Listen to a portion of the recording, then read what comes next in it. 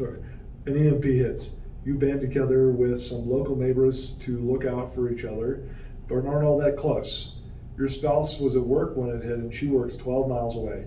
You have 3 small children and are having to take care of them, but it's been 2 days since your wife has been seen.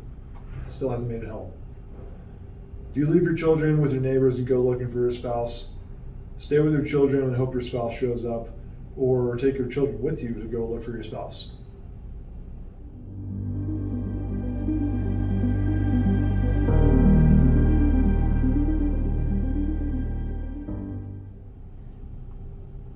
Personally, I think I wouldn't wait, because if she hasn't made it back in 2 days and it's only 12 miles, it doesn't take you 2 days to walk 12 miles. No. I mean, you could cover that distance in a day.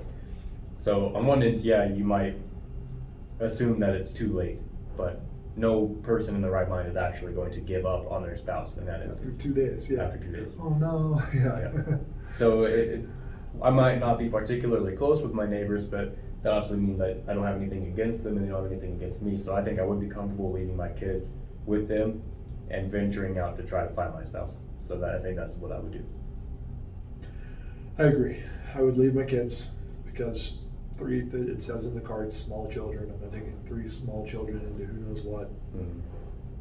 When anything could be happening, and almost certainly nothing good. So yes, I would leave them with my neighbors. Personally, my neighbors, I don't know that well, but I also trust them not to make my 3 children disappear while I go look for my wife. So yeah, I would go look for my wife. I would head in the direction of her work. Hopefully she is not off the path for her to get to her work. You know, and if I get to her work and she's not there, which I would assume, but I wouldn't go further. I wouldn't go past it. I would start to head back towards my house. Right. Maybe take some detours of her most likely path. But from there, I think the most constructive thing to do if she was not found would be to go home and take care of the kids. And maybe go look for her again. But I think going all willy-nilly all over the place trying to find her, if you have no clues, is not a good idea. Yeah, you're not going to achieve anything. Yeah, if you had some idea just from, I don't know, you're not going to have phones. If the last person you say you live in a community where you could ask who saw her last, great, then that helps. But yeah, just running around shouting down the highway like some crazy movie, I don't think so. Yeah.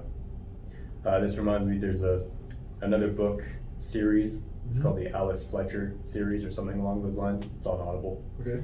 And in the second book, there's an EMP that goes off. Spoiler alert, but there's an EMP that goes off. And the following 3 or 4 books are about this EMP. But one of the principles or one of the settings, I guess, of the book is that Alex Fletcher needs to go travel a good deal to end up finding his son, who is currently going to college. And they're separated from each other when this EMP goes off. So it's kind of the same concept. If you guys are interested in another take on this, Alex Fletcher on Audible, you should give that a listen. Okay. Or read if you prefer reading. Nice. Yeah.